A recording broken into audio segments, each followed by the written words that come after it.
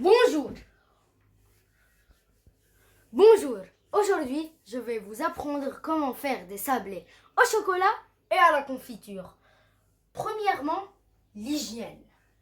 L'hygiène est très importante, donc vous êtes obligé de porter deux gants et un couvre-chef pour protéger vos cheveux de tomber dans le plat. On va commencer les ingrédients. Premièrement, on a le beurre. Le beurre vous devez avoir 250 grammes de beurre. Ensuite, vous devez les découper en carreaux et les laisser dans un bol pendant 2 heures à la chaleur de la salle pour pouvoir mieux les cuisiner plus tard. La farine. La farine, vous devez avoir de la farine tout usage. Et vous devez, ça veut dire la mesurer avec un verre de 125 grammes. Vous devez mettre 2 verres et 3 quarts, qui est égal à 360 grammes. Ensuite, il y a le vinaigre blanc. Puis, le citron.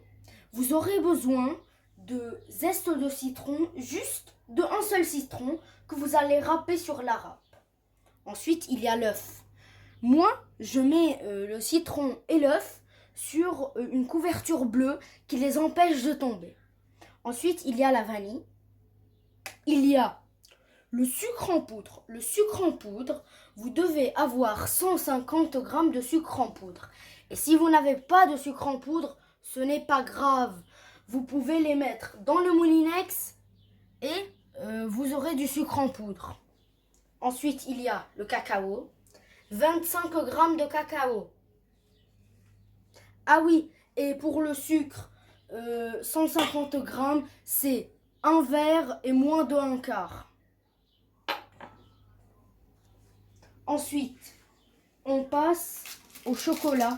Le chocolat que ensuite on va, pour décorer les sablés au chocolat, on devra faire un bain-marie au chocolat noir. Ensuite, il y a les pistaches. Ensuite, la confiture. Ensuite, les objets pour faire les sablés essentiels sont le rouleau de pâtisserie qu'on va utiliser pour mouler la pâte et ensuite faire des formes. Ensuite, il y a l'ému. Pour terminer, il y a la vanille, j'ai oublié de vous dire. On a besoin d'une demi-petite cuillère.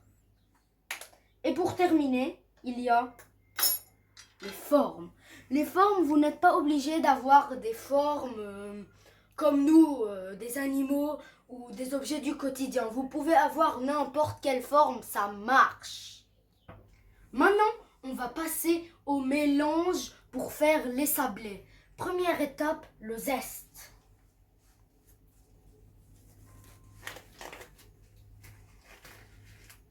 Ok, on met les gants pour l'hygiène, pour que quand on fait le zeste de citron, il ne soit pas, c'est-à-dire il n'y ait pas de mauvaises bactéries ou de choses qui arrivent sur les zestes pour que notre plat soit le plus propre possible. Après avoir bien mis les gants, vous pouvez commencer. Ah, et il ne faut pas râper, il faut râper la partie jaune, mais ne pas râper la partie blanche, sinon vos sablés seront amers. Et il faut râper dans cette partie pour que le zeste soit le plus doux possible.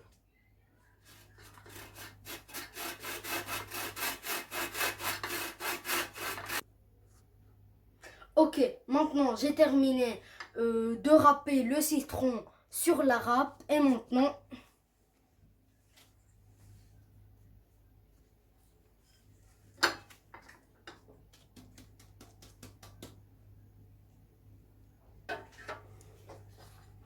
on prend le zeste, on le met là et maintenant je dois verser le sucre dans le tamis et le mettre sur le beurre. On prend le tamis. On met ça là. On prend le sucre. Et maintenant, on doit mettre le tamis sur le bol, comme ça. Ensuite, vous approchez ça. Maintenant, vous faites tomber. Ah oui, et j'ai oublié de vous dire au sujet du citron, il est encore utilisable. Et si vous voyez qu'il y a encore un peu de zeste collé sur la râpe, vous pouvez la taper pour que le zeste descende. Non. Ah oui, et pour faire tomber le sucre en poudre du tamis, vous devez un peu tapoter sur le tamis. Et voilà.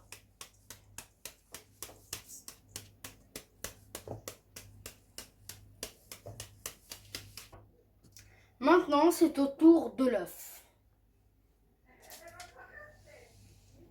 Hop. Voilà.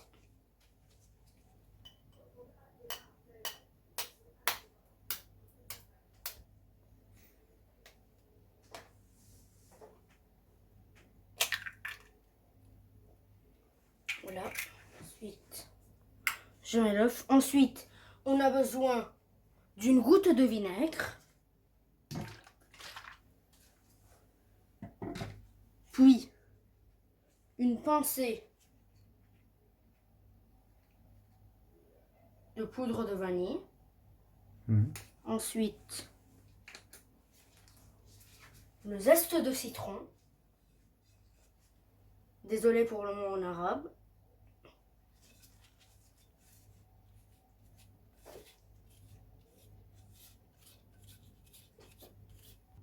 Maintenant, je dois mettre la farine dans le tamis. Voilà. Il faut bien saisir.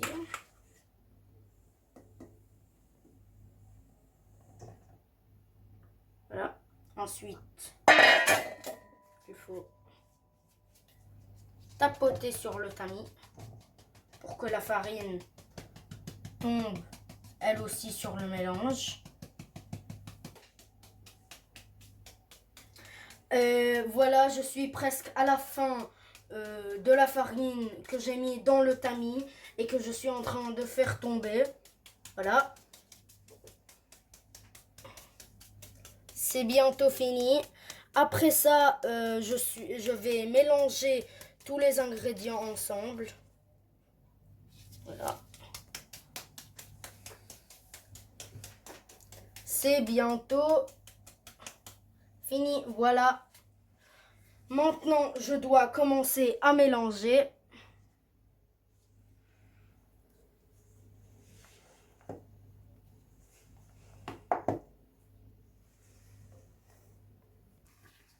Après 3 minutes de mélange, je vais séparer la pâte en deux parties.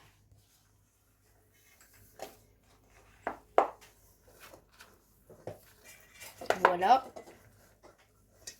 La partie pour le chocolat. Ou non, elle est un peu plus petite que celle au lait. Maintenant, ils sont égales. Et la partie au lait qui est là. Après avoir fait la partie au chocolat, je dois mettre la pâte au frigo pendant 15 minutes.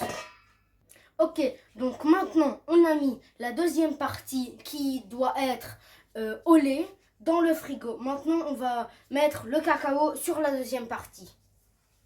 Voilà. Vous prenez un tamis et vous mettez un peu de cacao dans le tamis, mais pas beaucoup. Ensuite, vous faites tourner comme ça. Vous saupoudrez le cacao qui est dans le tamis sur la pâte et vous ne la mettez pas dans un endroit précis. Vous faites le tour de la pâte, comme ça le cacao ne sera pas très puissant dans une seule partie. Répartissez bien le cacao. Voilà.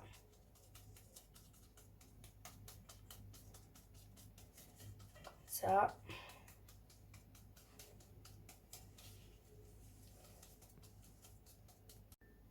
Ok, donc on a bientôt fini de mettre le cacao dans le tamis et de le verser sur la pâte.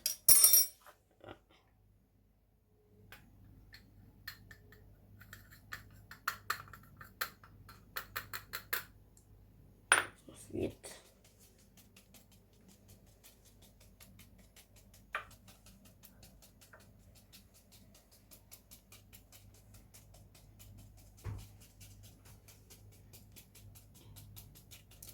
ah, et si il vous reste des petites pierres de cacao, si on peut appeler ça comme ça, vous pouvez ou les enlever avec votre doigt comme ça, ou avec une cuillère. Mais les deux reviennent au même. Là, on a terminé de saupoudrer le cacao sur la pâte et maintenant, on va commencer à mélanger. Il faut bien mélanger pour que tout ce qui était blanc avant devienne marron ou noir, comme vous voulez.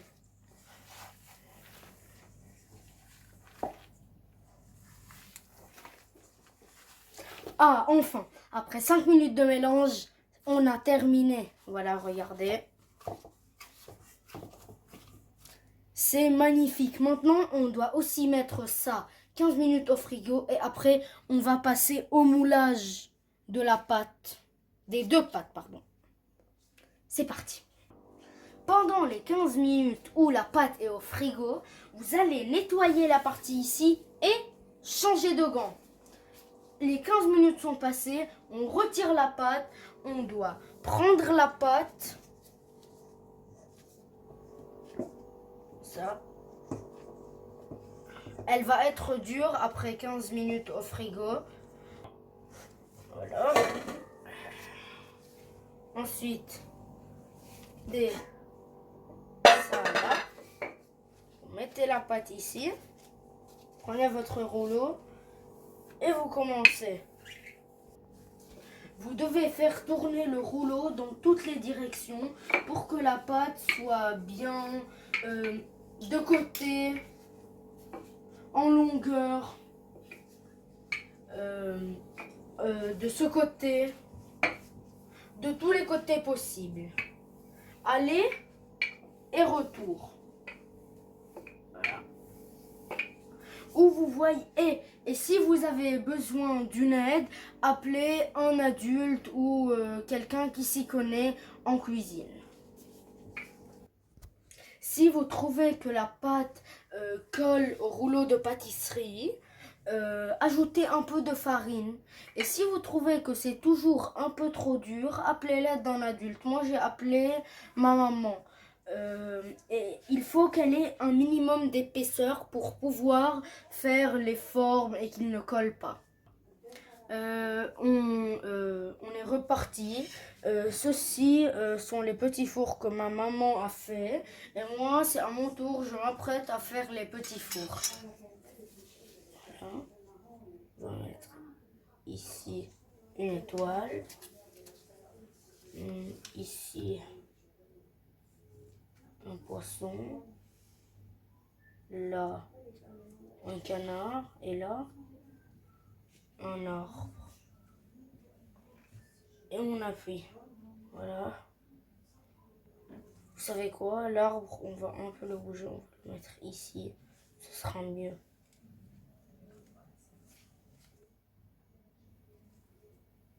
Donc voilà. Je suis actuellement en train d'enlever les bouts de pâte qui restent. Voilà, vous les mettez à côté de vous. Comme ça, ils ne vous poseront pas problème.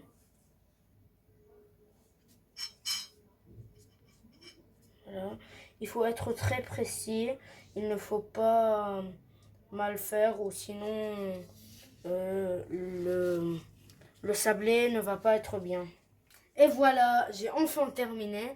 Maintenant, on doit mettre les formes dans le plateau. Après avoir terminé de faire les moules, on va les mettre au four. Le four doit être chauffé à 210 degrés Celsius et on doit mettre le plateau au premier étage du four. On doit les mettre pendant une durée de 10 minutes. aux 6 minutes, on va checker s'il y a une petite couleur rose. C'est parti. Voilà. On les prend comme ça. On les attrape avec une main. On ouvre.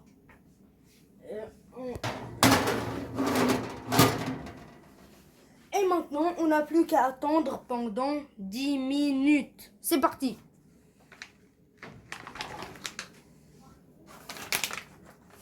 Merci. Ok, maintenant, après 10 minutes de cuisson, les sablés ont refroidi. Et maintenant, je peux enfin commencer la décoration des sablés. J'ai fait un arbre et comme vous le voyez, quelques étoiles et d'autres formes. J'ai mis dessus du chocolat avec lequel on a fait un bain-marie et j'ai rajouté dessus quelques pistaches. Ensuite, il y a l'arbre à la confiture. J'ai essayé un seul, tout seul. Ensuite, j'ai mis juste la confiture sur le canard.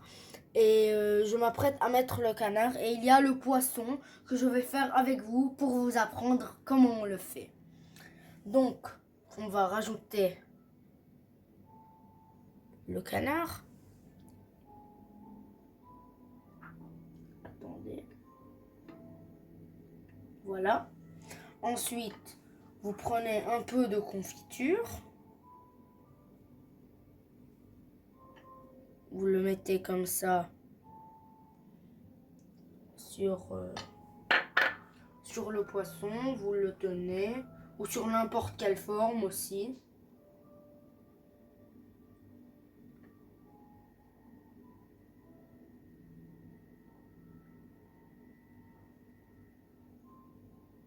Rajouter sa tête. Voilà, c'était tout pour... Ah oui, et pour les chocolats, je vais aussi vous montrer. Voilà, vous prenez les pistaches, vous prenez le chocolat.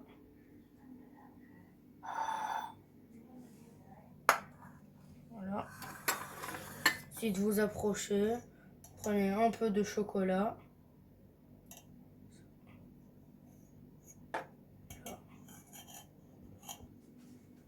Ramenez. Ensuite, faites tomber un peu de chocolat. Et voilà.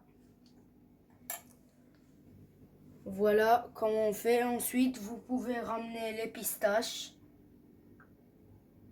Et vous en mettre quelques-unes. Voilà pour la décoration. Bon appétit et merci!